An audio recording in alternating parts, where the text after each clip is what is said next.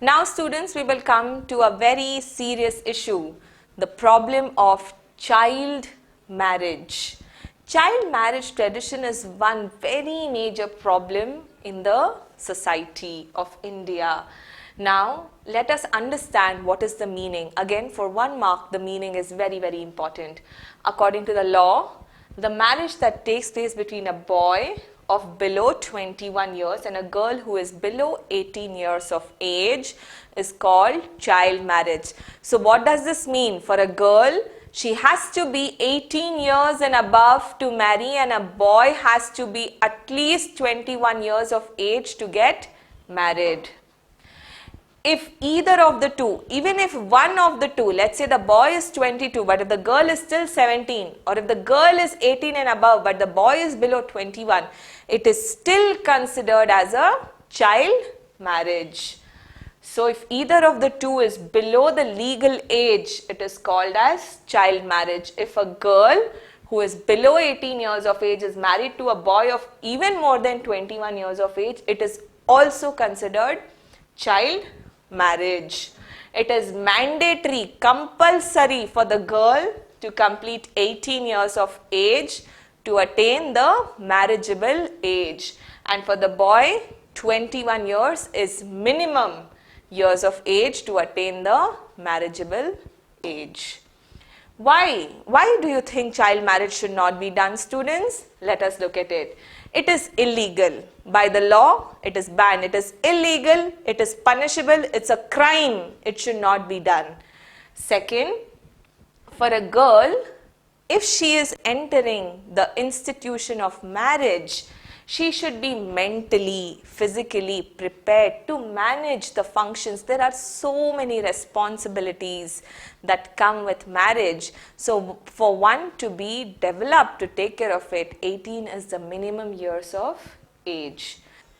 So students, after marriage, one tends to have children. For a mother, for a lady to have a well-developed womb, by scientific research it is found that the womb is well developed to have a baby only after 18 years. So having children is one of the most basic functions of marriage. The girl should be ready mentally and physically to have children. So they have done a lot of research and found the womb would be evolved completely by age of 18 years. An evolved womb can support a fetus and the child will be born healthy. So an evolved womb can support the fetus for full 9 months, which is important for the growth and development of the fetus. Otherwise, the fetus may undergo damage and lead to its death, endangering the life of the mother also. So if below the 18 years of age, a woman becomes pregnant at the time of childbirth, it may lead to a greater risk of either the baby being born dead or the mother dying in the process of delivery. So, it is mandatory for the girl to complete 18 years of age before entering marriage. Child marriage is also considered a crime, children. Like I told you, it's illegal. A child marriage affects not only the married couple but even the physical and psychological well-being of children born out of such marriages. Imagine one is already so young, at 18 you have hardly attained maturity, you may be hardly going to work, earning some income, and if you end up having a child, it's like a child is having a child. So it even impacts the child that would be born. Why do you think child marriage happens, students? Now let's look at the reasons. From examination point of view, it's extremely important. Gender discrimination is one of the root causes for child marriage. So they say, since a girl doesn't have to work, doesn't have to contribute to the family, let her get married and go to the family with which she has to live ahead. So they will try to get her married off at a very young age. So gender discrimination is the primary reason for child marriage. It is believed that since a girl goes to another family, it's better to send her early. This discrimination between boy and girl results in child marriage.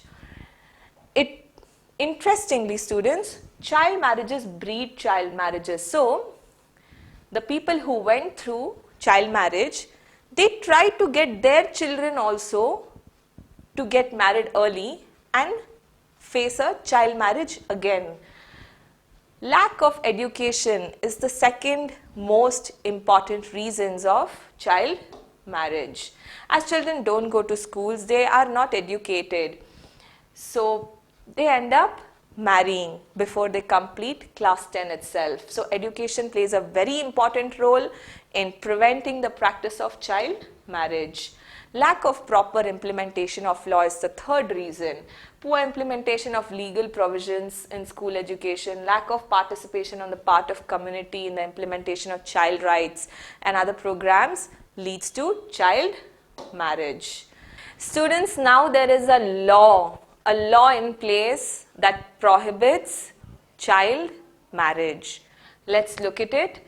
This law applies to all states of India, the Child Marriage Prevention Act of 2006.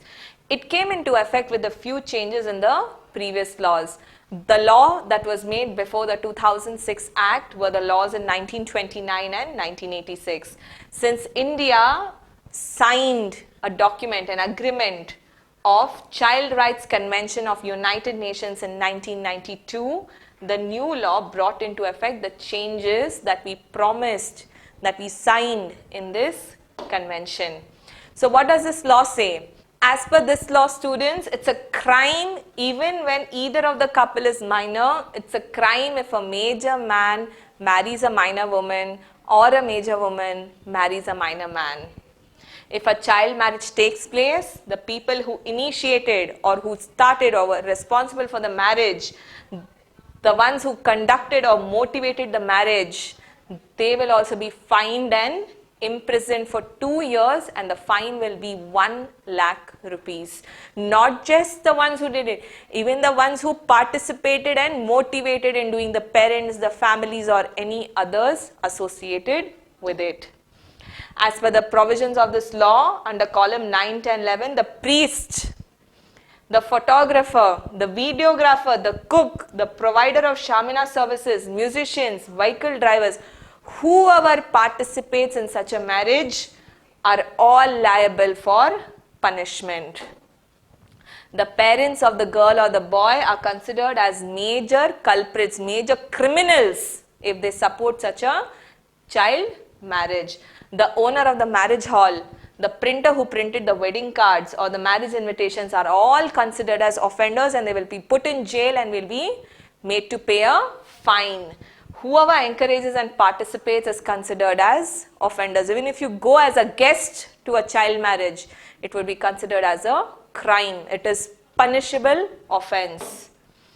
The very participation in child marriage means you have violated the rights of a child, and all violators are considered as offenders and they will be punished by the law. It is a very strict law. You all should never participate in any activity concerning child marriage.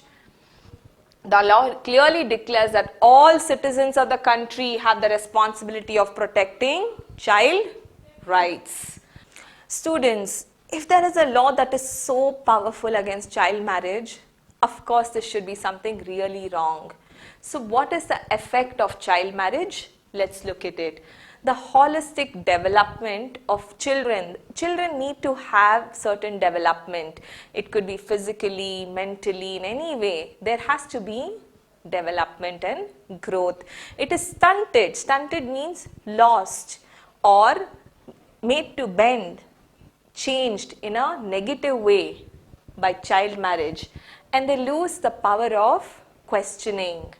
As a result, violations like sexual assault of children are more and more increasing. Rights of children like education, childhood, entertainment, interaction with friends, all of these are taken away because of child marriage.